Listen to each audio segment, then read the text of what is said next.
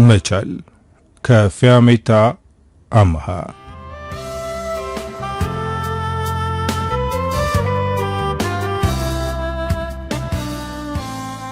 ለ5 ዓመት የአልጋ ቁራኛ ነበርኩ። ፈጣሪ ቶሎ እንዲወስደኝ እየለመንኩት ነበር፣ ግን አሁንም አለው። ዛሬ ግን ቀኑ ይመስለኛል። አልጋው ላይ እንዳለው አንገቴን ዞር ሳደርግ በር ላይ የቆመውን ሰው አየሁት። ከዚህ በፊት አይቼው አላውቅም። እንግዳ ነው፣ ግን የሚያስጨንቅ ፊት ነው ያለው።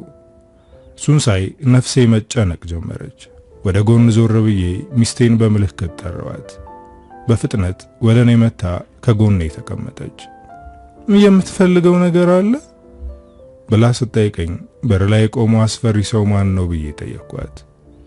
ግራ ስትጋባ አስተዋልኩ። አረ ማንም የለም አለችኝ። እኔ ግን ሰውየውን እያየሁት ነበር። መሄጃዬ እንደቀረበ ገባኝ። ንስሐ አባቴን ጥሪልኝ፣ ልጆቼን ማየት ፈልጋለሁ ስላደነገጠች ሰውነቷ ይንቀጠቀጣል። እጇን ጨብጬ ያስኳት። ራሽን አረጋጊና ንስሐ አባቴ እንዲመጡ አድርጊ ብዬ አዘዝኳት። እሷ ንስሐ አባቴን እስከምጠራ ከልጆቼ ጋር ነበርኩ። 4ቱም ልጆቼ ከጎኔ ተቀምጠዋል። የመጀመሪያ ልጄ ማስረሻ በፈገግታ እየተመለከተኝ ነው። አባዬ ዓለም ላይ ወደር የሌለህ አባት ነህ፣ ልጆቼ ባንተ እንኮራለን ሲለኝ ሲቃ ተናነቀኝ። ሁለተኛው ልጄ አብርሃ ከእንባው ጋር እየታገለ ያንተ ልጆች በመሆናችን እድለኞች ነን ብሎ እንባውን እንዳላይ ፊቱን አዞረው።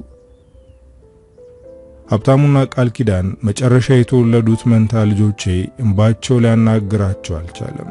እያለቀሱ ያዩኛል። ቃል ኪዳን እንባዋን በመዳፏ እየጠረገች አባዬ ተስፋ አትቁረጥ፣ ከዚህ በላይ ለረጅም ጊዜ መኖር ትችላለህ አለችኝ። ልጆቼን በስነ ምግባር ነው ያሳደግኳቸው። እውነተኛና መልካም ሰው እንዲሆኑ ብዙ ለፍቻለሁ። ግን አንድ የደበቅኳቸው ትልቅ ሚስጥር አለ። እሱን ማወቅ የለባቸውም።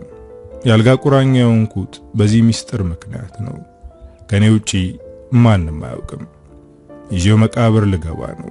ግን ደግሞ ለንስሐ አባቴ መናገር አለብኝ። ምክንያቱም የሚሄደው ወደ እውነተኛው ዓለም ስለሆነ። ካላንተ ምን ልንሆን አባዬ፣ በጣም ፈርቻለሁ አለ ሀብታሙ። ሀብትዬ ከሁሉም ልጆቼ የተለየ ነው። ሆደ ቡቡ ነው። በትንሽ ነገር ያዝናል፣ ይከፋል። በሞት በሐዘን ተሰብሮ ይቀራል ብዬ የምፈራው እሱን ነው። ግን ምንም ማድረግ አልችልም። እሱ ይሰበራል ተብሎ ከሞት አላመልጥም። ወንድሞቹና እህቱ አብረውት ስለሚሆኑ መጽናናቱ አይቀርም። ጠንካራዋ እናቱም አለች። በልጆቿ አትደራደርም። ለነሱ ምንም ታደርጋለች። በልጆቼ በኩል ምንም የምሰጋው ነገር የለም። ነፍሴም አትረበሽም። ነፍሴን የሚረብሻት በውስጥ ያስኩት ሚስጥር ነው። እሱንም ለንስሐ አባቴ መናገር አለብኝ። አይኔን ወደ በሩ ጣል አደረግኩ። የአስፈሪ ሰውዬ አሁንም እዛው ቆሟል። ንስሐ አባቴ ከመምጣታቸው በፊት ወደ እኔ እንዳይመጣ ፈርቻለሁ። ከትንሽ ቆይታ በኋላ ሚስቴ ንስሐ አባቴን አስከትላ ገባች። በመስቀላቸው ባረኩኝ። ከጎኔ ቁጭ ብለው ልጄ ብለው ጠሩኝ። እግዚአብሔር ሰዓት ደርሷል አልኳቸው። ንስሐ አባቴም በረጅሙ ተንፍሰው ወደ ልጆቼ እየተመለከቱ እናንተ ውጭ ጠብቁ አሏቸው። ልጆቼ ሲወጡ አይኔ ተከተላቸው። እሳቸውም ልጆቼን ካስወጧቸው በኋላ ወደ እኔ ተመለከቱ። እየሰማውህ ነው አሉ። እኔ ግን ሚስቴም እንድትወጣ ፈልጌያለሁ። ምክንያቱም ለንስሐ አባቴ የምነግራቸው ነገር እሷንም እንደኔ በድንጋጤ አልጋ ቁራኛ እንዳያደርጋት ነው። ታምራት እባላለሁ። እናቴ እኔን ስትወልድ በወሊድ ምክንያት ነው የሞተችው። በዚህ ምክንያት የእናቴ ቤተሰቦች አይወዱኝም። አንተ ገፊ ይሉኛል። አባቴ ወታደር ነበር፣ ግን መካኒክ ስለነበር ለግዳጅ ራቅ ያለ ቦታ ብዙም አይሄድም። ለረጅም ዓመት አንድ ቦታ ይቆያል። የእናቴ ቤተሰቦች ምንም ሀብታም ቢሆኑም እኔን ለማሳደግ ፍቃደኛ አልነበሩም። ከአባቴ ጋር ካምፕ ውስጥ ነበር የምኖረው። ወታደራዊ ስርዓቶችን ከነሱ ባልተናነሰ አውቃቸው ነበር። አባቴ ብዙ ነገር እንድማር አደረገኝ። የአባቴን ሙያ ይዤ አደግኩኝ። ግን እኔ በሙያው አልገፋውበትም። እኔ ውጊያ ላይ ሳተፍ ነበር። አባቴ ለዓመታት ሀገሩን አገልግሎ ጥሮታ ሲወጣ እኔ ተተካው። ግዳጅ እየሄድኩ ለሀገሬ የምችለውን አደርግ ነበር። አፍላ ወጣት ስለነበርኩ ምንም የምፈራው ነገር አልነበረም። ለምላክበት ግዳጅ ግንባር ቀደም ነበርኩ። ይህ ድርጊቴ ባለቆቼ እንድደነቅ ያደርገኛል። አባቴ ደግሞ ሁልጊዜም በስጋት እንቅልፍ ያጣል። እኔ አባቴ ልጅ ነኝ፣ ስለዚህ ለሀገሬ መክፈል ያለብኝን ሁሉ ከፍላለሁ እለዋለሁ። እንደዚህ በኩራት መናገሬ አባቴን ደስ ያሰኘዋል፣ ግን ደግሞ እንደ አባትነቱ መጨነቁ የማይቀር ነበር። ለአንድ ዓመት የምቆይበት ግዳጅ መጣ። ለመጨረሻ ጊዜ አባዬን ያየሁት ያኔ ነበር። አይኖቹ እንባ ሞልተው እያየኝ ልጄ ፈጣሪ ይከተልህ አለኝ። የአባቴ ሁኔታ ውስጤን ረበሸው። አባቴ የሚሄደው እኮ ለአንድ ዓመት ነው፣ ብዙ አልቀርም፣ ማዝና እንዳዝን አታደርገኝ አልኩት። አባዬ ፈገግ አለ። እንኳን አንድ ዓመት ይቅርና በአንድ ደቂቃ ምን እንደሚፈጠር አናውቅም፣ ምናልባት ስትመለስ እኔ ላልኖር እችላለሁ ሲለኝ የእውነት ነበር የፈራሁት። ይህን ነገር ማሰብ አልፈልግም። አባዬ እባክህ እንደዚህ አይነት የሚያስጨንቅ ነገር አትናገር ብዬ እቅፉ ውስጥ ገባው። አባቴን ተሰናብቼ ወደ ግዳጅ ሄድኩኝ። ሳህሌ የሚባል ጓደኛ ነበረኝ። ሳህሌ የእናቱን አርባ ሳያወጣ ነበር ከኛ ጋር የመጣው። ትኩስ ሐዘንተኛ ቢሆንም እንዲቀር አልተፈቀደለትም። ከሱ ጋር ጥሩ የሚባል ጓደኝነት አለን፣ ግን አንዳንድ የማያስማሙን ነገሮችም አሉ። በሴት ጉዳይ እሱ ወግ አጥባቂ ነው። በምንቆይበት ቦታ እኛ ከሴቶች ጋር ስንዝናና እሱ ግን ይሄን ማድረግ አይፈልግም። ሕይወቷን እንደማልጋራት እያወቅኩ ለምን መንገዷን አቆሽሿለሁ ይላል። በዛ ላይ አንሶላ ለመጋፈፍ እኮ በደንብ መዋደድ ግዴታ ነው ብሎ መከራከር ይጀምራል። እኔ ደግሞ በየሄድኩበት ከሴቶች ጋር መዝናናት ያስደስተኛል። ሰብሰብ ብለን ስንቀመጥ መሃላችን ሴት ከሌለች ይጨንቀኛል። ከመሃላችን አበባ መቀመጥ ግዴታ ነው ስላቸው ይስቃሉ። ለሴት ያለኝን ጣሪያ የነካ ፍላጎት ያውቁታል። ከማከላቸው በእድሜ ትንሹ ወታደር እኔ ነኝ። እናም ለሴት ያለኝን ነገር ሲያዩ የልጅ ነገር እያሉ ይቀልዱብኛል። ከአንዲት ሴት ጋር ረጅም ጊዜ መቆየት ያሰለቸኛል። በዚህ ግዳጅ ግን አንድ ያልጠበቅኩት ነገር ተፈጠረ። ለጊዜው የምንቆይበት ከተማ ውስጥ ከአንዲት ቆንጆ ሴት ፍቅር ያዘኝ። እቺ ሴት ከተማ ውስጥ ስሙ የሚጠራ ባለ ሀብትና ዝነኛ ሰው ልጅ ናት። ታናናሾቿ አግብተው እሷ ገና ያላገባች ሰዎች ቁመው ቀርናት እያሉ የሚያወሩባት ሴት ናት። ይቺ ሴት በ10 ዓመት ትበልጠኛለች፣ ግን ኑሮዋ ጥሩ ስለሆነ የኔ ኩያ ነው የምትመስለው። ይህንን የመሰለ ቁንጅና ይዛ ለምን ባል እንዳጣች አልገባኝም። ሳሌ የሚያነበውን መጽሐፍ ገጥሞ ወደ እኔ በመጠጋት እንደለመድከው ዘው ብለህ እንዳትገባ ይቺ ሴት ያለ ምክንያት ባል አላጣችም አለ። ሌላኛው ጓድ ደግሞ ከት ብሎ ሳቀ። ምንም ብትለው እሱ እንደሆነ ዘው ብሎ ከመግባት አይመለስም አለው። እኔ ግን ሴናን ወድጃታለሁ። ሰው ምንም ቢል ወደ እሷ መሄድ አላቆምም። ወደ እነሱ ግሮሰሪ እየሄድኩኝ እቀመጣለሁ። የደንብ ልብሴን ለብሼ መጠጣት ስለማልችል በረፍት ሰዓት ልብሴን ቀይሬ እሄዳለሁ። ግሮሰሪ ውስጥ ካሸሪ ናት። እውነት ለመናገር እሷን ፈልጋኛለች። እኔ ስገባ ፊቷ ብርሃን ይለብሳል። ብዙ ጊዜ በሄድም ከመተያየት ውጪ ተቀራርበን አውርተን አናውቅም። እኔ ሄጄ ላናግራት እፈልጋለሁ፣ ግን ደግሞ ፊት ብትነሳኝስ ብዬ ፈራው። እሷ ግን አላስቻላትም። እኔ ወደ ተቀመጥኩበት መታ ወንበር ስባ ተቀመጠች። ከመተያየት መነጋገር ይሻላል ብዬ ነው አለች በፈገግታ ተሞልታ። ባንዴ መስመሯ ውስጥ መግባት አልፈለኩም። ቀብረር ጀነን ማለት አለብኝ። ምንድነው የምንነጋገረው ብዬ ጠየቅኳት። ባንዴ ሁኔታዬ ሲለወጥባት ደነገጠች። መደንገጥ ብቻ ሳይሆን አፈረችም። ከተቀመጠችበት ተነስታ ይቅርታ ሌላ ሰው መስለኝ ነው አለችኝ። ልትሄድ ስትል ደነገጥኩ። የምትነሳ አልመሰለኝም ነበር። ለጨዋታ ነው የተናገርኩት፣ ቁጭ በይ አልኳት። እሷ ግን ተናዳለች። አይ ልክ ነህ፣ ምንም የምንነጋገረው ነገር የለም ብላ ወሽመጤን ቆረጠችው። የራሴ ጥፋት ነው። አጉልን ጠባረር ብዬ ከጨዋታ ውጭ አደረገችኝ። ሳታናግረኝ ተመልሳ ሄደች። ከዛ ቀን በኋላ ወደ ግሮሰሪው ስገባ በፈገግታ ሳይሆን በግልምጫ ነበር የምትቀበለኝ። ያሳየዋት ነገር ስላስከፋት ይቅርታ መጠየቅ አለብኝ ብዬ ስላሰብኩ ለይቅርታ የሚሆን ስጦታ ገዛው። የገዛውት የሚያምር የአንገት ልብስ ነበር። መግዛቴን ለጓደኞቼ አልተናገርኩም። ወደ ግሮሰሪው ሂጄ ይቅርታ ጠይቄ ስጦታውን ሰጠዋት። ሳታንገራግር ተቀበለችኝ። ይቅር ብላኛለች። ሴና ፈገግታዋ ልብ ምትቀጥ የሚያደርግ ነው። ስጦታውን ተቀብላ በፈገግታ ስትመለከተኝ መተንፈስ አልቻልኩም። አንደኛዋን አስተናጋጅ ጠርታ ለተወሰነ ሰዓት ስራዬን ሸፍኝልኝ አለቻት። እጄን ይዛኝ ወጣች። እንደ ልጅ ነው የሆነችው። ከዛ አካባቢ ራቅ ብለን ማንም የሌለበት ቦታ ሄድን። የኔም ፍቃደኝነት ጠይቃ ነበር ያመጣችኝ። እኔም ወዴት እየወሰድሽ ነው ብዬ አልጠየኳትም። አይኗን ጨፍና በረጅሙ አየር ስባ ወደ ውስጧ በማስገባት ሁልጊዜም እዚህ የምመጣው ብቻዬን ነበር። ከቤተሰቦቼ የአግቢ ጭቅጭቅ፣ ከሰው ቁሞ ቀር የሚል ቃል የማመልጠው እዚህ ስመጣ ብቻ ነው። ይሄ ቦታ ሰላማዊ ቦታዬ ነው አለች።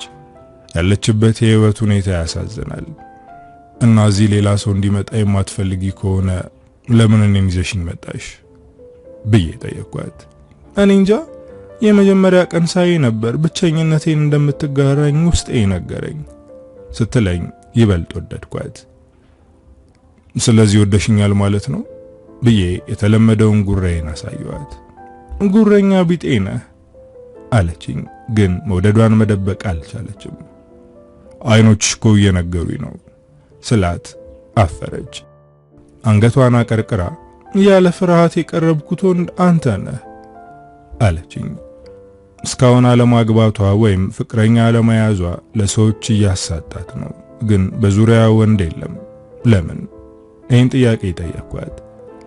ይሄ ጥያቄ ብዙ ሰዎች ጥያቄ ነው፣ በተለይ ደግሞ የቤተሰቦቼ፣ ግን ለማንም አልተናገርኩም በማለት በሐዘኔታ አይኗን ባቀረረ። የደበቀችውን መናገር የከበዳት ትልቅ ምክንያት እንዳለ ተረዳው። ለመናገር ከፈለግሽ ላዳምጥሽ ዝግጁ ነኝ ስላት አይኖቼን በጥልቀት ተመለከተችኝ። የምትነግረኝን ነገር ለማንም እንደማልናገር ነገርኳት። የ10 ዓመት ልጅ እያለሁ በአጎቴ ተደፍሬያለሁ ስትለኝ በድንጋጤ ደርቄ ቀረው። ወሬዋን ቀጠለች። አጎቴኛ ቤት ይኖር ነበር እና ማስፈራርቶ ደፈረኝ። ባንዴ ብቻ አላቆመም። እንዳልናገር እያስፈራራ ለረጅም ጊዜ አሰቃይቶኛል። አጎቴ በጣም መልካምና ስርዓት ያለው ስለሆነ ብናገርም አያምኑኝም ብዬ ይህንን ነገር በውስጥ ያስኩት። እሱም ከወራቶች በኋላ ከሰዎች ጋር ተጣልቶ ገደሉት። በሱ ሞት ሁሉም ሰው አዝኗል። ለኔ ግን ሰርግ ነበር ይሆናልኝ። ከዛ ጊዜ በኋላ ወንድ መቅረብ እፈራለሁ። ራሴን አሸሻለሁ። ታናሾቼ ሲያገቡ እኔ ሸሻለሁ። ይህን ነገር ለመጀመሪያ ጊዜ ላንተ ነው የተናገርኩት አለችኝ። ሴና ከልብ ነበር ያሳዘነችኝ። ያን ሰይጣን አጎቷን በዚህ ሰዓት በህይወት ቢኖር አንቄ ይገለው ነበር። አደራ ይሄ ነገር በእኔና ባንተ መካከል ይቅር አለችኝ። ከዛ ጊዜ በኋላ በጣም አዝነላታለሁ። በድብቅ ፍቅር ጀመርን። ፍቅራችንን ድብቅ ያደረግነው እኔ ስለማይፈቀድልኝ ነው። ጓደኞቼ ግን ያውቃሉ። በተለይ ሳሌ እያንዳንዱን ሚስጥር ነግረው ነበር። ከሴና ጋር የማሳልፈው ጊዜ የተለየ ነው። በፍቅር ገላችንን ተዳቁሰናል። እሷም ከሌላው ጊዜ በተለየ ደስተኛ ሆናለች። ደረቴ ላይ ያለውን ጸጉር በጣቶቿ እየፈተለች ነው። የሆነ ነገር በውስጧ እያብሰለሰለች እንደሆነ ታስታውቃለች። ምን እያሰብሽ ነው? ደረቴ ላይ ያለውን ጸጉር እየቆጠርሽው ነው እንዴ ብዬ የሚያሳስባት ነገር ምን እንደሆነ ጠየቅኳት። ቤተሰቦቼ ይህንን ሲሰሙ ምን ይላሉ ብዬ እያሰብኩ ነው። ከኔ እድሜ በጣም የሚያንስ ወንድ ጋር ያለኝን ግንኙነት የሚቀበሉ አይመስለኝም አለችኝ። እኔ እኮ ወታደር ነኝ። የወታደር ትንሽ የለውም። ዋናው መዋደዳችን የኔ ሲና ብዬ ግንባሯን ሳምኳት። ካንተ ጋር ስሆን የሚያስጨንቀኝ ነገር እንንቀዋለሁ፣ ዋጋ ቢስ ይሆናል አለችኝ። የእድሜዋ መብለጥ እሷን ከመውደድና ከእሷ ጋር ከመሆን አያግደኝም። ግዳጄን ጨርሼ ስመለስ ይዣት እመለሳለሁ። ከአባቴ ጋር ትቀመጣለች። ከሴና ጋር ሕይወት እንዴት እንደምቀጥል እቅድ እያወጣው እያለ ከባድ መርዶ ሰማው። አባቴ መሞቱ ተነገረኝ። ይሄ ነገር ለኔ ከባድ ነበር። አባቴ አባት ብቻ ሳይሆን እናትም መምህሬም ነበር። በጣም አዘንኩኝ። በሐዘኔ ሰዓት ሴና ከኔ አልተለየችም። አባቴን ምን ያክል እንደምወደው ታውቃለች። ስለዚህ ሐዘኔ ምን ያክል ጥልቅ እንደሆነ መገመት ለሷ በጣም ቀላል ነው። የአባቴን ሐዘን በቅጡ ሳላዝን ከአገር ውጪ ግዳጅ እንደሄድ ተነገረኝ። ይሄ ለኔ ብቻ ሳይሆን ለሴናም መርዶ ነበር። ምን ያክል ጊዜ እንደምቆይ አላወቅኩም።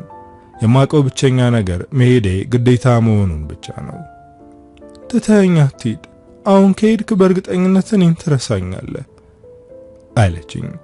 አይኖቿ በፍርሃት ተሞልተዋል። አንቺን መቼም ቢሆን አልረሳሽም። ግዳጄን በድል የምወጣው አንቺን እያስታወስኩ ነው። ስመለስ እንጋባለን ስላት እንባዋ ረገፈ። አሁን ከሄድክ ስትመለስ አታገኘኝም። ስለዚህ ስትመለስ እኔን እንደማታገኘኝ እርግጠኛ ሆነ መሄድ አለብህ በማለት አጣብቂኝ ውስጥ አስገባችኝ። ግን መሄዴ ግዴታዬ ነው፣ ምክንያቱም እኔ ወታደር ነኝ። እናት ሀገሬ ላከችኝ ቦታ መገኘት አለብኝ። መሄድ ግዴታዬ ነው፣ ግን አንቺንም በልቤ ይዤሽ እሄዳለሁ። ትዝታዎቻችን ለኔ ጥንካሬዎች ናቸው አልኳት። በሷ ላይ ቆርጬ ትቻቴ መሄድ አልመሰላትም ነበር። እኔ ግን ለመሄድ ቆርጫለሁ። ለስንብት ላቅፋት ስሞክር ወደ ኋላ አገፋችኝ። ራስ ወዳድ ከሀገሯ በላይ ራሷን የምታስቀድም ሴት ብለ እየታዘብከኝ ይሆናል። አዎ ራስ ወዳድ ነኝ። ስንት ነገር አሳልፌ ድንገት ያገኘሁት ፍቅርን ማጣት ስለማልፈልግ ነው ራስ ወዳድ የሆንኩት ብላ እንቧን እየጠረገች በቆምኩበት ትታኝ ሮጠች። ተከትያት ሩጬ ባስቆማትና አቅፌ እሺ ያልሽው ይሁን ብላት በጣም ደስ ይለኝ ነበር። ግን እንደዛ አይሆንም። ወደ ግዳጄ መሄድ አለብኝ። ጓደኛዬ ሳህሌ ትከሻዬን መታ መታ አድርጎ ውትድርና አስከመረጥን ህይወታችን እንደዚህ ይቀጥላል። ለሀገር ሲባል ብዙ ነገሮችን እናጣለን። ስለዚህ ጠንከር በል አለ። ጠንከር ማለት አለብኝ። ከግዳጅ ስመለስ ሴናን እክሳታለሁ፣ ንግስት አድርጌ እንከባከባታለሁ ብዬ ለራሴ ቃል ገባው። ሴናን ትቻት ሄድኩኝ። ግን ልቤ ውስጥ አለች።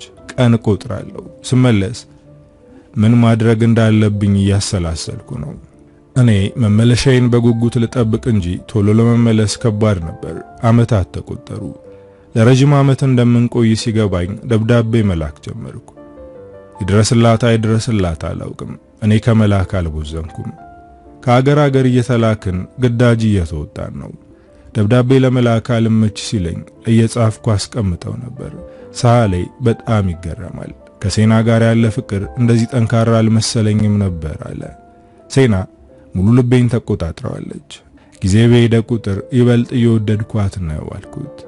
ግን እኮ 10 አመት ተቆጠረ አለኝ። ከተለያየን እንደ ቀልድ 10 አመት ሞላን። እስካሁን እኔን ረስታ ከሌላ ሰው ጋር ትዳር መስርታ ልጆች ወልዳ ይሆናል ብዬ አዘንኩኝ። ሳህሌም ይህንን ፍርሃቴን አጠነከረው። እስካሁን አትጠብቅም፣ ዘሯን እንድትተካ አባቷ ይድራታል አለ። ቀስ በቀስ ተስፋ መቁረጥ ጀመርኩ። የተላክንበት ግዳጅ በጣም ከባድ ነበር። እንደ ወንድሜ የማያውን ሳህሌን ግዳጁ ላይ አጣሁት። የሱ መሞት ጭራሽ ባዶ እንደሆነና በህይወት ተስፋ እንድቆርጥ አደረገኝ። እሱን ካጣው በኋላ 5 አመት ግዳጅ ላይ ቆየው። 15 አመት ግዳጅ ላይ ቆይቼ ወደ ሀገሬ ተመለስኩ። ስመለስ ማዕረጌም ደሞዜም ከፍ ብሎ ነበር። አዲስ አበባ ላይ መኖሪያ ቤት ተሰጠኝ። ግን የተመለስኩት በከባድ ጉዳት ነበር።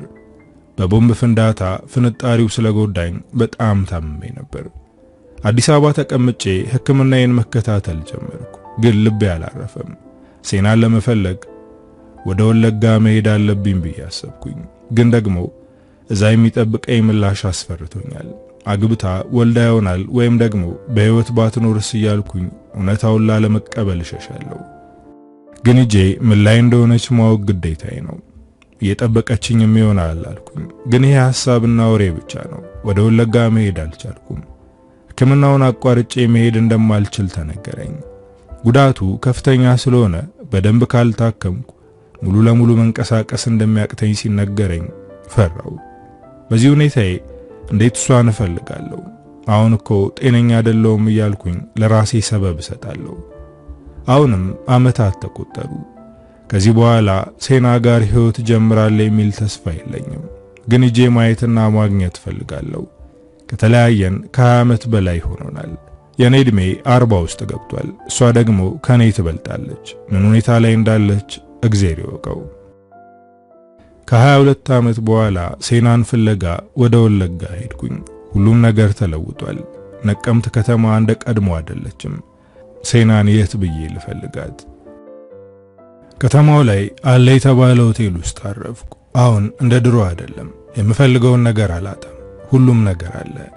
ለተወሰነ ቀን ከተማውን ተላመድኩ። ከዛ በኋላ ማፈላለግ ጀመርኩ። ግን የሴናን ዱካ ማግኘት ከበደኝ። ያኔ አባቷ ሀብታምና ከተማ ውስጥ ታዋቂ ነበር። አሁን ግን ማንም አያውቀውም። በዚህ መሃል አንድ ነገር ተምሬያለሁ። ታዋቂ ብንሆንም ሀብታሙንም ድሃ፣ ባለስልጣን ወይም ተራ ሰው በጊዜ ሂደት እንረሳለን። ስለዚህ ሁሉም ነገር ኃላፊ እንደሆነ እያሰብን መኖር እንዳለብን ተምሬያለሁ። ለ2 ወር ሴናን ፈለግኳት፣ ግን የለችም። ተስፋ ቆርጬ ለመመለስ እያሰብኩ ያለ ሴናንና ቤተሰቧን የሚያውቁ እናት አገኘው። እሳቸው ሁሉንም ነገር በዝርዝር ነገሩኝ። ሴና እኔ ወደ ግዳጅ በሄድኩኝ በ3ኛው ቀን የሄደችበትን ሳትናገር ጠፋች። ቤተሰቦቿ ማፈላለግ ጀመሩ። ከወራት በኋላ አዲስ አበባ እየኖረች ነው የሚባል ጭምጭምታ ሰሙ። ግን እሷ ተመልሳ ወደ ነቀምት አልመጣችም። አዲስ አበባ ገብታ ያለማንም እርዳታ እንዴት መኖር ቻለች? ምን አይነት ከባድ ጊዜ እንዳሳለፈች ፈጣሪ ያውቀው። መቼም ከዚህ በኋላ አላገኛትም ብዬ ተስፋ ቆረጥኩኝ። ነቀምትን ተሰናበትኳት። ወደ መኪናው ስሳፈር እምባ እየተናነቀኝ ነበር። ወንበር ይዤ ከተቀመጥኩ በኋላ ስቅስቅ ብዬ አለቀስኩ። ከጎኔ የተቀመጠችው ወጣት ከቦርሷ ሶፍት አውጥታ ሰጠችኝ። እኔም አመስግኜ ተቀበልኳት። እምባይን ጠርጌ ቀና ብዬ ተቀመጥኩ። ስንብት ከባድ ነገር ነው። ማንን ተሰናብተህ ነው ብላ ጠየቀችኝ። ትንሽ በዝምታ ካየዋት በኋላ ከተማዋን የተሰናበትኳት ብዬ መለስኩላት። እንደዚህ የምታለቅሰው ለከተማው ነው ብላ ተገረመች። ጭራሽ ደግሞ የምኖረው አዲስ አበባ መሆኑን ስነግራት ያልኖርክበት ከተማን ለመሰናበት እንደዚህ ማልቀስ ያስገርማል አለችኝ።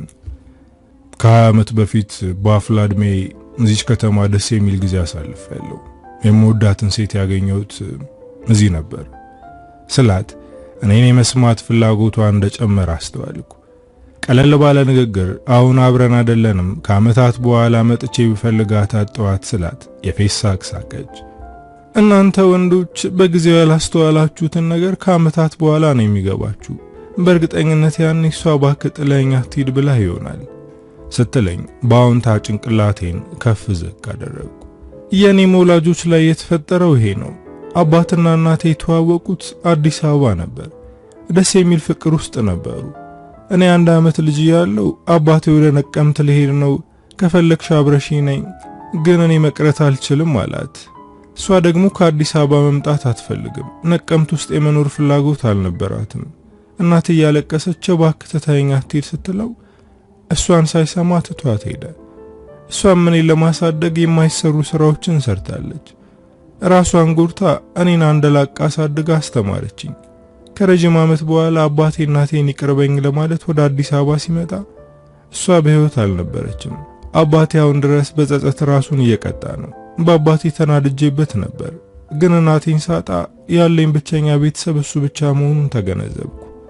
አልፎ አልፎ እየመጣው ጠይቀዋለሁ። አሁንም ከሱ ጋር ከርሜ እየተመለስኩ ነው አለችኝ። እኔ የምወዳትን ሴት የተውኳት ለሀገሬ ስል ነው። ለግዳጅ ከሀገር ውጪ ተልኬ ነበር ስላት ፊቷ በግርምት ተሞላ። ወታደር ነኝ እያልክ ነው? እኔም ጠርጥሬያለሁ። የሰውነታ አቋምና ሁኔታ ወታደር እንደሆንክ ታስታውቃለህ፣ ግን ስታለቅስ የወታደር አይደለም አልኩኝ አለችኝ። በንግግሯ ከት ብዬ ሳኩኝ። ወታደር አያለቅስም እንዴ ብዬ ጠየኳት። ቢያለቅስም እንባ የሚፈሰው አይመስለኝም አለችኝ። ደስ የምትልና ተጫዋች ወጣት ናት። እጄን ለሰላምታ ዘርግቼ እንተዋወቅ፣ ኮሎኔል ታምራት እባላለሁ አልኳት። እሷም እጄን ጨብጣ የኔ ነሽ እባላለሁ። ከትልቅ የሀገር ባለውለታ ኮሎኔል ጋር በመተዋወቄ እድለኛ ነኝ አለችኝ። እኔም ከእንዳንቺ አይነት ፍልቅልቅና ተጫዋች ሴት ጋር መተዋወቄ አስደስቶኛል ስላት ደስ ብሏታል። ከነቀምት አዲስ አበባ እስከምንደርስ መንገዱ አልታወቀኝም። ከየኔነሽ ጋር ጥሩ ጊዜ ነበረኝ። የኔነሽ ቋሚ ኑሮዋ አዲስ አበባ ነው። ከኮሌጅ የተመረቀችው በቅርቡ ነው። ስራ ፍለጋ ላይ ናት። ነቀምት አልፎ አልፎ እየሄደች አባቷን ትጠይቃለች። እኔም ለሷ የሚሆን ስራ ካገኘው እንደምነግራት ቃል ገባውላት። እሷን የማገኝበት ስልክ ቁጥር ተቀብያት ተለያየን። ወደ ነቀምት የሄድኩበት ጉዳይ አልተሳካም። አሁንም ቤት ተቀምጬ ስለ ሴና እያብሰለሰልኩ ነው። ጊዜን እንደ ሰዓት ጠምዝዘን ወደ ኋላ መመለስ ቢቻል ብዬ ተመኘው። ያኔ አትሄድ ስትለኝ በቀርና ከሷ ጋር ጠፍተን አዲስ ህይወት ብንጀምር ብዬ ተመኘው። ግን ደግሞ ወደ ግዳጁ መሄዴ ትክክለኛ ውሳኔ ነው። ከዚህ በኋላ ሴናን አላገኛትም። ስለዚህ አዲስ ህይወት መጀመር አለብኝ። ልጆች እንዲኖሩኝ ይፈልጋለሁ። ከሴቶች ጋር ለመግባባትና ለመቀራረብ እየሞከርኩ ነው። ወታደር ከሆኑ ሴቶች ጋር እቀራረባለሁ፣ ግን ከጓደኝነት የዘለለ ሌላ ግንኙነት ለመጀመር ዳገት ሆነብኝ። ከኔ ጋር ተመሳሳይ ማዕረግ ያለው ወዳጅ አለኝ። ከሱ ጋር ስናወራ ሁልጊዜም የሚመክረኝ አግባና ውለድ እያለ ነው። እሱ 2 ልጆች አሉት። ከሚስቱ ጋር ሲጋቡ ብዙም አይተዋወቁም ነበር፣ ግን አሁን የሚዋደዱ ባልና ሚስት ናቸው። እውነት ሴናን የምታስረሳ ሴት አጥተህ ነው እያለ ለሴና ያለኝን ፍቅር ይፈትነዋል። ሴናን የምትተካ ሴት ማግኘት አልችልም፣ ግን ለቀሪው ህይወቴ አጋር የምትሆነኝና ልጆች የምትወልድልኝ ሴት ትኖራለች። ያቺን ሴት ደግሞ በቀላሉ ላገኛት አልቻልኩም። ፈጣሪ የፈቀደው ነው የሚሆነው ብዬ ሁሉንም ነገር ለፈጣሪ ሰጥቼ መኖሬን ቀጠልኩ።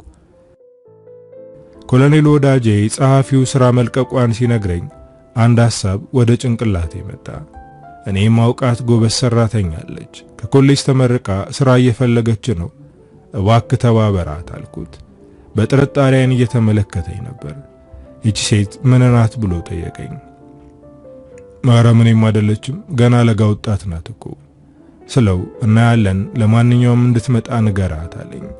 እኔም ጊዜ ሳልፈጅ ወዲያው ደወልኩላት። አቤት ማን ልበል አለች። ታምራት ነኝ፣ ከነቀምት በአንድ መኪና ነበር የመጣ ነው ብዬ እንድታስታውሰኝ ነገርኳት።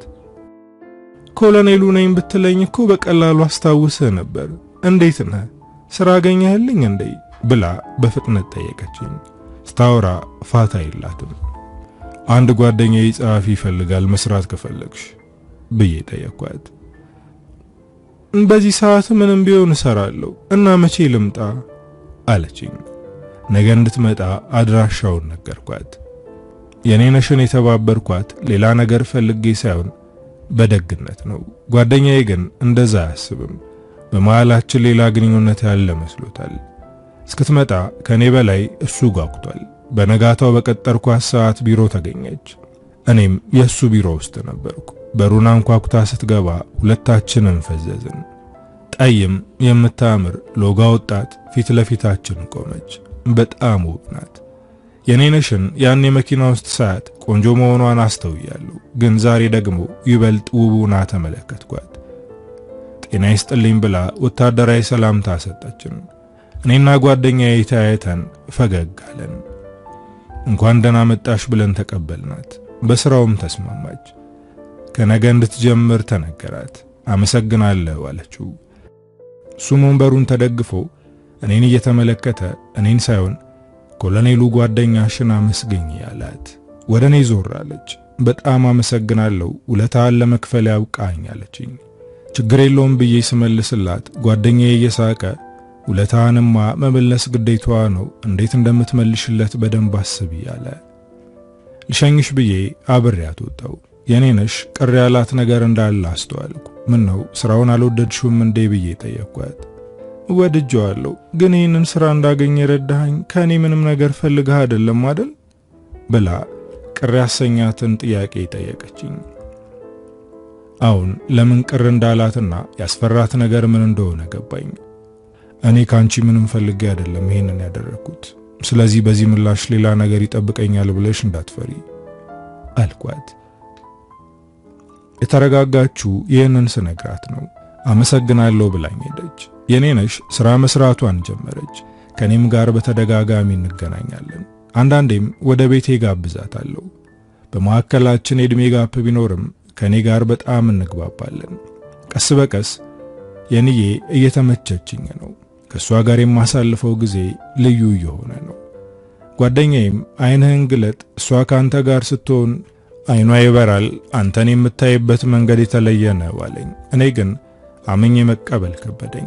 ምክንያቱም በመካከላችን ከፍተኛ የዕድሜ ልዩነት አለ። የአዳምና የሔዋን የዕድሜ ጋፕ 15 ዓመት ነው። የኔና የሷ ግን ከዛ በላይ ነው። ይቺ ሴት እኔን እንደ አባት እያየችኝ ቢሆንስ አልኩት። ስትታይ እኮ የሷ እኩያን የምትመስለው እንዴት እንደ አባቷ ታያለች። ይልቅ እድልህን ተጠቀም አለኝ። ፍላጎት ቢኖራት እንኳን ከሷ ይምጣ እንጂ እኔ አልጠይቃትም ብዬ ወሰንኩኝ። እኔ ከሷ እስኪመጣ እየጠበቅኩ ነው። ጓደኛዬ ግን ፈርቶሽ ነው እንጂ ይፈልግሻል ብሎ ነግሯታል። ይህን የሰማችው የኔነሽ ቀጥ ብላ ወደ ቤት መጣች። ስትገባ በቁጣ ግንባሯን ከስክሳ ነበር። ምን ሆነሽ ነው ብዬ ጠየቅኳት። አይኖቿ እንደ ሰዓት ይጋረፋሉ። ምን እንደተፈጠረ ድጋሚ ጠየቅኳት። ስለኔ ምንድነው የሚሰማ ብላ ቁርጥ ያለ ጥያቄ ጠየቀችኝ። የምናገረው ጠፋብኝ። ምን ብዬ መመለስ እንዳለብኝ አላውቅም። ሕይወት ብዙ ነገሮችን አሳይታኛለች። ብዙ ተምሬያለሁ። ከባድ ወታደራዊ ስልጠናዎችን ሰልጥኜ ብዙ ግዳጆችን በድል የተወጣው ሰው ነኝ። ለዚህ ቀላል ጥያቄ መልስ ማጣቴ የሚገርም ነገር ነው። እኔ እንጃ ምንድነው የሚሰማኝ ብዬ መልሼ ጠየቅኳት። ለጓደኛ ለኔ ፍላጎት እንዳለህ ነግረዋል። ለሱ ከመናገር በፊት ለኔ መናገር ነበረብህ አለችኝ።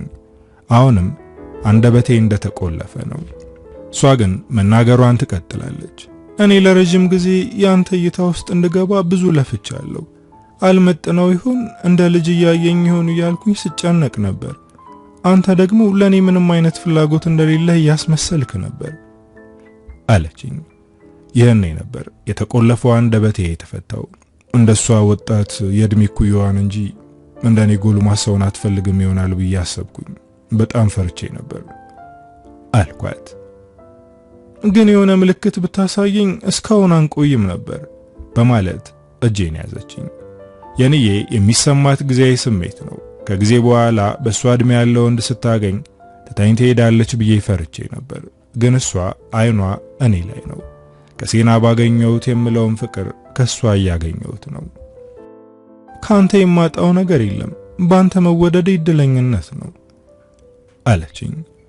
ይቺ ሴት ከዚህ በፊት ያልኖርኩትንና ያጣሁትን የምትሰጠኝ መካሻዬ ናት። ከወራቶች በኋላ እርጉዝ መሆኗን ነገረችኝ። ፈጣሪ በስተመጨረሻ እየካሰኝ ነው። ሴናን ቀስ በቀስ እየረሳኋት ነው። የኔዬ ሕይወትን እንድኖር እያደረገችኝ ነው። ወንድ ልጅ ወለደችልኝ። እንደ አዲስ የተወለድኩ ነው መሰለኝ። አባትነት ደስ የሚል ነገር ነው። ግዳጅ ላይ ደስ የሚሉ ድሎችን ተጎናጽፌያለሁ። ትከሻዬ ላይ ያለው ማዕረግ ሲደረግልኝ የደስታ ሲቃ ተናንቆኝ ነበር። ምክንያቱም ብዙ ነገሮችን አሳልፌ እዚህ በመድረሴ ነው። ግን አባትነት ከሁሉም ይበልጣል። ሁልጊዜም ልጄን እቅፌ ውስጥ ሳስገባ ሲቃ ይተናነቀኛል። በዚህ ምክንያት የኔዬ አታሳቅፈኝም። ሀብታሙ በተወለደ በዓመቱ አብርሃ ተደገመ። ድጋሚ በዓመቱ መንታ ልጆችን ወለደችልኝ። ልጆቼ ተቀራራቢ ዕድሜ ላይ ናቸው። እናታቸው በጣም ጠንካራ ናት። ትኩረቷ ልጆቿ ላይ ነው።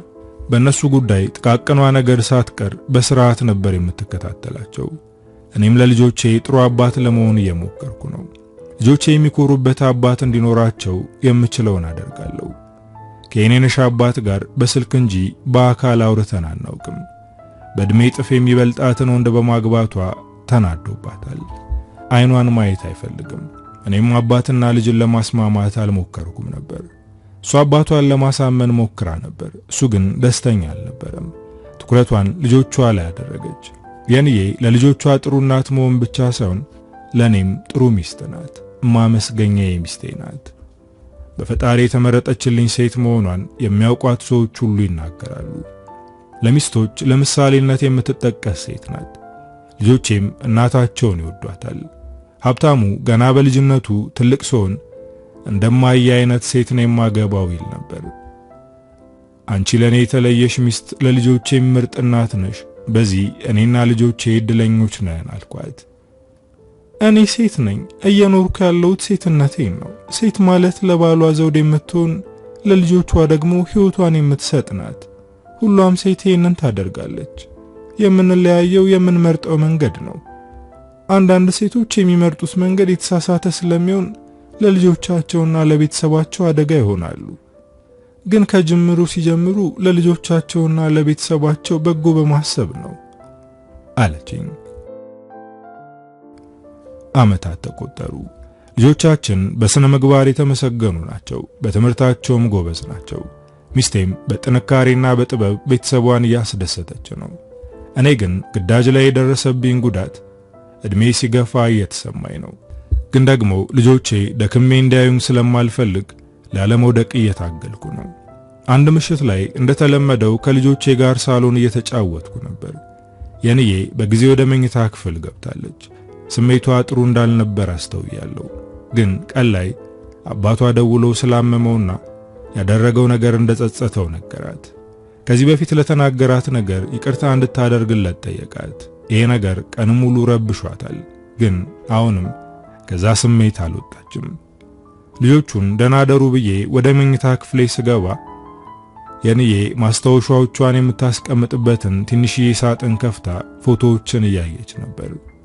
ይህን ያክል ዓመት አብረን ስንኖር እዚህ ሳጥን ውስጥ ያሉትን ፎቶዎችና ማስታወሻዎቿን አይቻቸው አላቅም ነበር። ራቅ ብዬ ቆምኩኝ። እንደዚህ ሆንሹ በአባትሽ ምክንያት ነው ወይስ ሌላ ነገር አለ ብዬ ጠየቅኳት። እንደውም ነገ አብረን ወደ ነቀምት እንሂድና አባትሽን ይዘናቸው እንምጣ፣ እዚህ እናስታምማቸዋለን አልኳት። አንድ ፎቶ በእጇ ይዛ እያለቀሰች ነበር። ወደ እሷ ጠጋ ብዬ የማንን ፎቶ እያየሽ ነው በማለት ስጠይቃት ፎቶውን እንዳየው እየሰጠችኝ የእናቴ ፎቶ ነው፣ አባዬ ብዙ ጊዜ ከእናትሽ ጋር ተመሳሳይ ባህሪ ነው ያላችሁ ይለኛል። ዛሬ ድንገት እናቴ ትዝ አለችኝ አለች። እኔ ፎቶ ላይ አፍጥጬ እያየው ነው። በጣም ደንግጫለሁ። እጄም እየተንቀጠቀጠ ነው። ምክንያቱም በእጄ ያስኩት ፎቶ የሴና ፎቶ ነው። ሴና የሚስቴ እናት መሆኗን ማመን ከበደኝ። ይሄ ፎቶ የእናትሽ ነው ብዬ ድጋሚ ጠየቅኳት። እሷን ፎቶውን ተቀብላ አስቀመጠችው። አዎ የእናቴ ነው፣ በጣም ቆንጆ ናት አይደል አለችኝ። አዎ ብዬ ወደ ሳሎን ተመልሼ ከልጆቼ ጋር ቁጭ ብዬ ቴሌቪዥን ማየት ጀመርኩ። አባዬ ደህና ደሩ ብለህን ነበር እኮ ሲሉኝ እና ሐሳቤን መቀየር አልችልም ማለት ነው ብዬ ጠንከር ያለ ንግግር ተናገርኳቸው። ደንገጥ ብለው ማየታቸውን ቀጠሉ። አይኔ ቴሌቪዥኑ ላይ ይሁን እንጂ የማስበው ሌላ ነው። ከዚህ በፊት የንዬ የእናቷ ስም ኤልሳ እንደሆነ ነግራኛለች። ሴና ስሟን ቀይራ ነው ወይስ ከሴና ጋር የምትመሳሰል ሴት ናት እያልኩኝ አብሰለስላለሁ። ምን እንዳስፈራኝ አላውቅም፣ ግን በጣም ፈርቻለሁ። ነገውን ወደ ነቀምት መሄድ እንዳለብኝ አሰብኩ። ተነስቼ ወደ መኝታ ቤቴ ስገባ ዛሬማ አባዬ በጤናው አይደለም ሲሉ ሰማቸው። ግን ተመልሼ በተናገሩት ነገር አልተናገርኳቸውም። ነገ ወደ ነቀምት መሄድ አለብን፣ አባትሽን ይዘነው እንመጣለን አልኳት። የንዬ ግራ ተጋባች። መጀመሪያ በስልክ ፍላጎቱን እንጠይቀው፣ አባዬ መምጣት ፍላጎት ላይኖረው ይችላል አለች። ለመምጣት ፍቃደኛ ሆነም አልሆነም ሄደን የመጠየቅ ኃላፊነት አለብን ብዬ ልብስ ማስተካከል ጀመርኩ። እኔ ግን ልጆቼን ትቼ አልሄድም፣ አንተ ከሄድ ከኔ መቅረት አለብኝ አለችኝ። ልጆቹ እኮ አድገዋል፣ እኛ እስከምንመለስ ራሳቸውን መጠበቅ አያቅታቸውም ስላት በፍጹም ልጆቼን ብቻቸውን ትቼ አልሄድም አለች። ስለዚህ እኔ አባትሽን ለመጠየቅ መሄድ አለብኝ አልኳት። እንደውም አለመሄዷ ለኔ ይጠቅመኛል፣ ሁሉን ነገር አጣርቼ እመለሳለሁ። በነጋታው ለመሄድ ስነሳ የንዬ አንድ ጥያቄ ጠየቀችኝ። ድንገት ለመሄድ ያነሳሳን ነገር ማወቅ ፈልጋለሁ አለችኝ። የድሮ ፍቅረኛዬ ሴና ያንቺ እናት መሆኗን ለማጣራት ስለፈለግኩ ነው ብላት በጣም እንደምትደነግጥ አውቃለሁ። ግን ደነገጠችም አልደነገጠችም ይህንን ነገር ለሷ መናገር አስፈላጊ መስሎ አልታየኝም። አባትሽን መንከባከብ ግዴታችን ነው። እሺ ካለኝ ይዤው እመጣለሁ፣ አልመጣም ካለ ደግሞ የሚያስፈልገውን ነገር አሟልቼ እመለሳለሁ አልኳት። እሺ በሰላም ተመለስ ብላ ሸኘችኝ። ወደ ነቀምት ጉዞ ብጀምርም ጭንቀቱ እየባሰብኝ እንጂ አልቀነሰም። ውስጤን በፍርሃት የወጠረው ነገር አለ። አባቷን አግኝቼ እርግጠኛ እስከምሆን ውስጤ ሰላም አይኖረውም። ለረጅም ሰዓታት ተጉዤ ነቀምት ገባው። መሽቶ ስለነበር አልጋ ያዝኩኝ። ዛሬ ስለመሸ ነገ በጠዋት ለመሄድ ወሰንኩኝ። ለኔዬ መግባቴን ደውዬ ነገርኳት። እንደተለመደው የጥንቃቄ ማስጠንቀቂያዋን መናገር ጀመረች። ነፋስ እንዳያገኝ ልብስ ደርብ፣ የምትበላውን ምግብ ተጠንቀቅ፣ ጨጓራ እንዳይነሳ አለችኝ። ተናግራ እስከምትጨርስ እሺ እያልኳት አዳመጥኳት። ካላዳመጥኳት ትናደድብኛለች። ትንሽ ሲያስለኝ ከሰማች የምነግረን ስለማትሰማ ነው ሳሌ የተነሳው ትለኛለች። እንደዚህ የምትጠነቀቅልኝ ስለምትወደኝ ብቻ ሳይሆን ትንሽ ነገር ለህመም እንደሚዳርገኝ ስለምታውቅ ነው። ያኔ ሕክምናዬን የተከታተልኩ ቢሆንም እድሜ ሲጨምር ህመሙ ይሰማኝ ጀምሯል። ሌሊቱ እስከሚነጋ ቸኩያለሁ። ጠዋት ላይ ተነስቼ ተጣጥቤ ወጣው። እዛው አካባቢ ቁርስ በልቼ ቡና ጠጥቼ ወደ የኔዬ አባት ቤት አመራው። ውስጤ በፍርሃት እየራደ ነበር። ግቢውን አንኳኳው። ሰራተኛዋ ከፈተችልኝ። አቤት፣ ማንን ፈልገ ነው ብላ ስትጠይቀኝ የኔዬ ባለቤት ነኝ፣ አባቷን ለማየት ነው የመጣሁት አልኳት። እንኳን ደህና መጣህ ግባ ብላ አስገባችኝ። ወደ ቤት ስገባ የኔዬ አባት ተሽከርካሪ ወንበር ላይ ተቀምጦ ነበር። ሰውነቱ አይንቀሳቀስም። ስለማያውቀኝ ፊት ለፊቱ ቆሜ ራሴን አስተዋወቅኩት። አይኖቼን በጥልቀት ተመለከታቸው። የልጄን ልብ ያሸነፍከው ጀግናው ታምራት አንተ ነህ ማለት ነው ብሎ ጠየቀኝ። በልጄ የተሸነፈው ታምራት እኔ ነኝ አልኩት። ተቀመጥኩ። ለወሬያችን ማወራረጃ እንዲሆን ቡና ተፈላ። የኔዬ አንተ ነገር እያስጨነቃት ነው። ወደ አዲስ አበባ ሄደ እሷ ልትንከባከብ ትፈልጋለች። የልጅ ልጆችም ካንተ ጋር ጊዜ ማሳለፍ ይፈልጋሉ አልኩት። ከዚህ በኋላ የትም አልሄድም፣ ዕለተ ሞቴ እስከሚደርስ እዚህ መቆየት ነው የምፈልገው አለ። ምንም ብለው እንደማላሳምነው ገባኝ። ስለዚህ ይህንን አርዕስት ዘግቼ ወደ ራሴ ጉዳይ መግባት እንዳለብኝ እያሰብኩ ያለ እንኳንም መጣህ የምነግርህ ነገር አለ አለ። ይህንን ሚስጥር ተናግሬ እፎይ ልበል አለ። ገና ምን ሊነግረኝ እንደሆነ ሳላውቅ ደነገጥኩ። ንገረኝ፣ ሰማሃለሁ፣ ሚስጥርን ሚስጥር ያድርጌ ጠብቀዋለሁ አልኩት። የኔ ነሽን የደበቅኳት ነገር አለ። ይህንን ሚስጥር እናቷ እንዳልነግራት ቃል አስገብታኝ ነበር። ግን አሁን ሳስበው ልክ እንዳልሆነ ገባኝ። የኔዬ አሁን ልጆች ወልዳለች። ልጆቹ አድገዋል። ከማን ጋር እንደሚጋቡ አይታወቅም። ለዛም የእናቷን ቃል መስበር ግዴታዬ ነው አለ።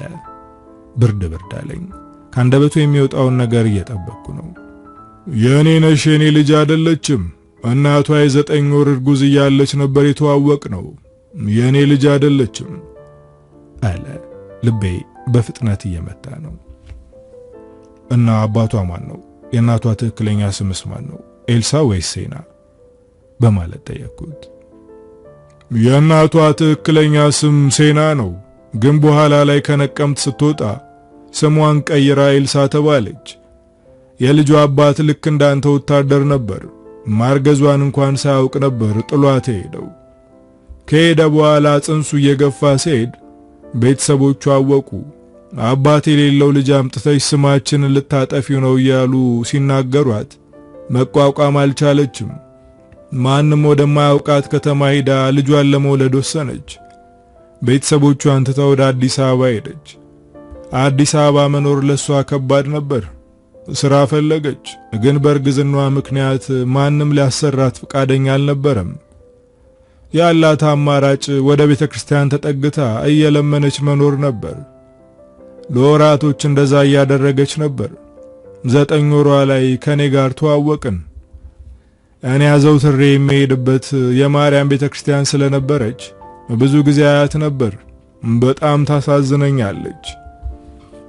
አንድ ቀን ቀርብ ያናገርኳት። የሚገርመው ሁለታችንም ከአንድ አካባቢ ነበር የመጣ ነው። ነቀምት መሆኗን እንጂ የማን ልጅ እንደሆነችና ቤተሰቦቿ እነማን እንደሆኑ አልነገረችኝም። እኔም ላግዛት አሰብኩ። ወደ ቤቱ ስጄ ተንከባከብኳት። እኔ ጋሩን ወለደች።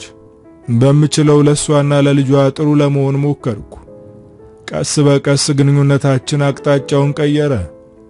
እኔ በፍቅሯ ይበልጥ ከነፍኩ፣ ግን እሷ ልቧ ሌላ ቦታ ነበር። ጥሏት የሄደውን ወታደር ልትረሳው አልቻለችም። ከኔ ጋር የነበረው በድኗ እንጂ ነፍሷ ወታደሩን ተከትላ ሄዳለች። ይሄ ነገር ከቀን ወደ ቀን ጎዳኝ። የቀዘቀዘ ገላዋን አቅፌ ስተኛ እሷ ስለሌላ ወንድ እያሰበች መሆኑን ሳስብ እናደድ ነበር። በዚህም ምክንያት መጨቃጨቅ፣ መጣላት የዕለት ተግባራችን ሆነ። በጣም ተናድጄ 2 ቀን እጄን አንስቼ መተዋት። ይሄ ነገር ከቀጠለ እንደምጎዳት አሰብኩ። ስለዚህ ከሷ መራቅ አለብኝ። ትቻት ወደ ነቀምት ተመለስኩ። እሷ ደግሞ ልጇን ለማሳደግ መፍጨርጨር ጀመረች። ለልጇ ስትል ሴተኛ ዳሪነት ትሰራ እንደነበር ከሞተች በኋላ ሰምቻለሁ። እናም ለኔነሽ አባቷ ሌላ ሰው እንደሆነ እንዳልናገር ቃል አስገብታኝ ነበር ብሎ ከባድ ነገር አሸከመኝ። ምላሴ ተሳሰረ። በዝምታ ተቀምጫለሁ። አባቷን ፈልገህ አገኘው አደራ አለኝ። እሺ ብዬ ለመሄድ ተነሳው። ጉልበቴ እየተብረከረከ ነው። ቆይ እንጂ አለኝ። እኔ ግን መቆየት አልችልም። ሌላ ጊዜ መጥቼ ጠይቃለሁ ለአንዳንድ ነገር እንዲሆነ ብዬ የተወሰነ ገንዘብ ሰጥቼው ወጣው። ወደ አረፍኩበት ሆቴል እየሄድኩ ነው፣ ግን መንገዱ በጣም ራቀኝ። ወደ አዲስ አበባ በእግሬ እየሄድኩ ነው መሰለኝ። እንደምንም ደረስኩ። አልጋው ላይ ተኛው። ተነሳው፣ ተቀመጥኩ። ግን የሆነውንና ያለፈውን መቀየር አልችልም። ሰውነቴ መንቀጥቀጡን ቀጥሏል። ይህንን ነገር ለመቀበልና ለማመን በጣም ከብዶኛል። ሻንጣዬን ይዤ ወጣው። መናኸሪያ ሄጄ የአዲስ አበባ መኪና ጠየቅኩ። እንዳጋጣሚ ለመሙላት አንድ ሰው የቀረው መኪና አገኘው። ገብቼ ጉዞ ጀመርኩ። ሰውነቴ አሁንም መረጋጋት አልቻለም። ከጎኔ የነበረው ወጣት ጋሼ አሞሃል እንዴ ብሎ ጠየቀኝ። እኔ ግን ደህና ነኝ ብዬ መለስኩለት። እጄና እግሬ ቀስ በቀስ እየደነዘዘ ነው። ከረጅም ሰዓት በኋላ አዲስ አበባ ገባን። ተነስቼ ከመኪናው ለመውረድ ከበደኝ። ከጎኔ የነበረው ወጣት እጄን ይዞ አገዘኝ። ወጣቱ ታክሲ አስያዘኝ። ሰፈር ስደርስ በሰዎች እርዳታ ከታክሲው ወረድኩኝ። ከወረድኩ በኋላ መንቀሳቀስ አልቻልኩም። ወደ ቤት ሳልሄድ እዛው እንደቆምኩ አይኔ ጨለመብኝ። ሰውነቴ መራመድም መቆምም ከበደው። ስወድቅ አስታውሳለሁ። ከዛ በኋላ ግን ራሴን ስቼ ነበር። ባልነቃና በዛው በቀር ደስ ይለኝ ነበር። ግን ከሰዓታት በኋላ ወደ ራሴ ተመለስኩ። ወደ ራሴ ስመለስ ሆስፒታል ነበርኩ። ሚስቴና ልጆቼ ከጎኔ ነበሩ። የኔን አይን ማየት ከበደኝ። ምንድነው የማደርገው? የመጀመሪያ ልጄ ወይስ ሚስቴ? በየትኛው ልቀበላት? ምንድነው የሆንከው? ሰፈር ውስጥ ወድቀህ የተገኘኸው አለችኝ። ከአይኗ እየሸሸው እንደሆነ አስተውላለች። ምን ሆነ የኔ ጌታ ብላ ስትጠይቀኝ አለቀስኩ። ይህንን ሚስጥር ይዤ ወደ መቃብር ወርዳለሁ እንጂ አልነግራትም ብዬ ለራሴ ቃል ገባው። ለልጆቼ እንዴት ነው እናታችሁ ታላቅ እህታችሁ ናት ብዬ የምነግራቸው? ስለዚህ ይህንን ነገር ለማንም አልናገርም። እኔ ብቻዬን እሰቃይበታለሁ ብዬ ወሰንኩኝ። ከዛ ጊዜ ጀምሮ የአልጋ ቁራኛውኝ የቀረው።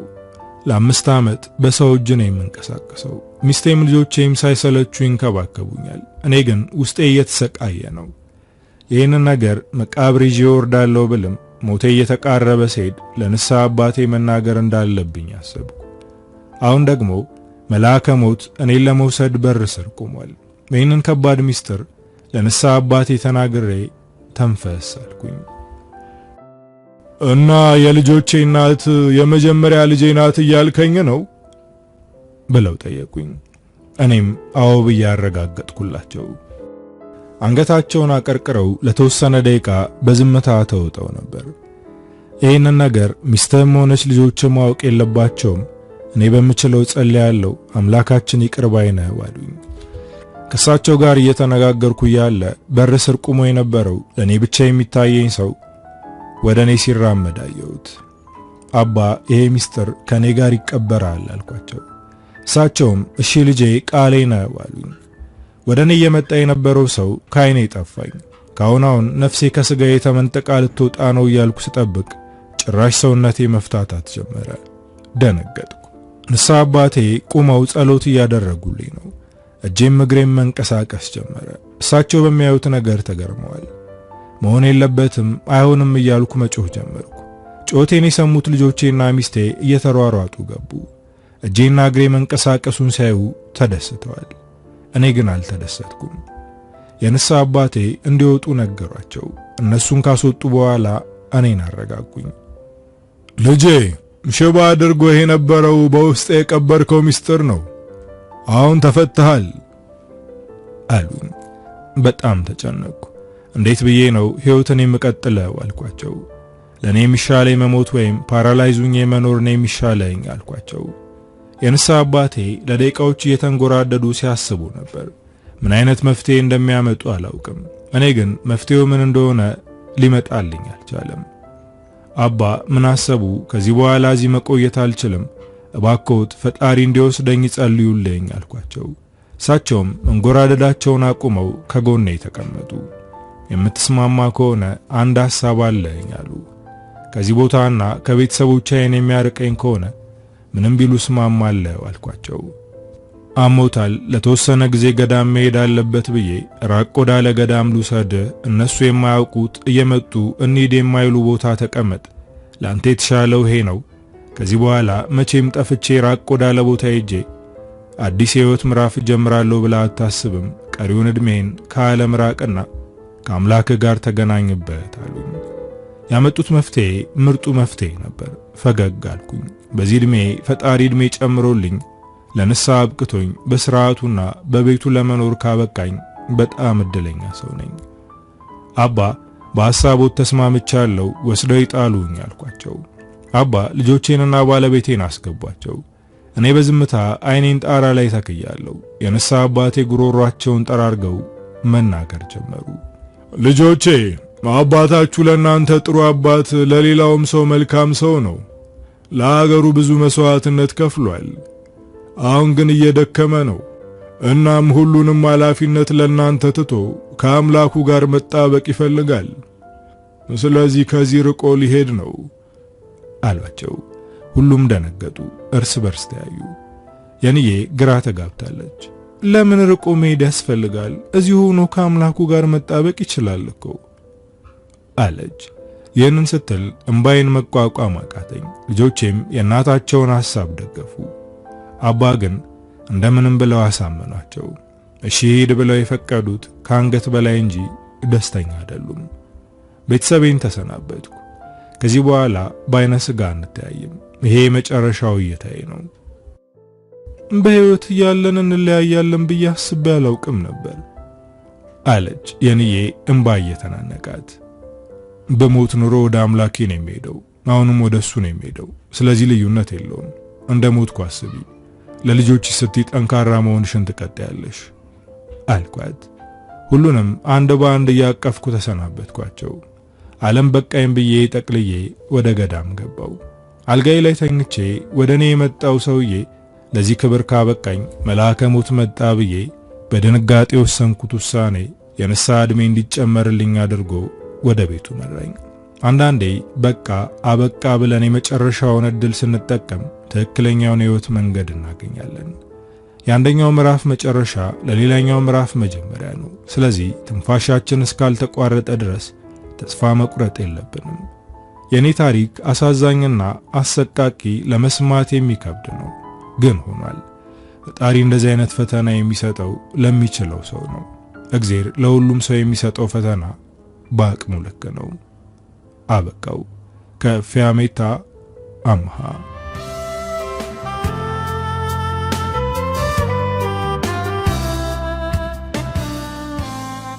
እንግዲህ ወዶቼ ታሪኩን እንደወደዳችሁት ብዙ ቁም ነገሮች እንዳገኛችሁበት ተስፋ አደርጋለሁ። በቀጣይ በሌላ ስራ እስክንገናኝ ሀገራችንን ሰላም ያደርግልን። ቻው።